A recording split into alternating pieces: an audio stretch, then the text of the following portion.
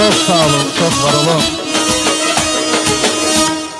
Qaçay belə ürəklə ifa etməsə, sizin ürəklərinizi fəth eləyə bilməz. O ürəklə ifa eləyib sizin ürəyinizi fəth eləyirsə, sizə gərək onu ürəkdən alqışlayasınız.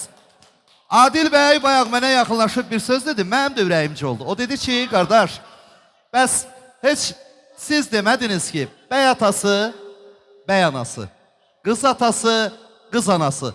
Bir de onların hər ikisi balası bir meydanda bir arada rəqs eləsinlər. Beləliklə artıq bəllidir kimlər rəqs eləyəcək. Məmməd müəllim, Samirə xanım, Habil müəllim, Səlmi xanım və bugünün atributları olan Adil bəy və Nurgül qızımız. Öncə rəqs eləyəcəklər, musiqi seçimi var.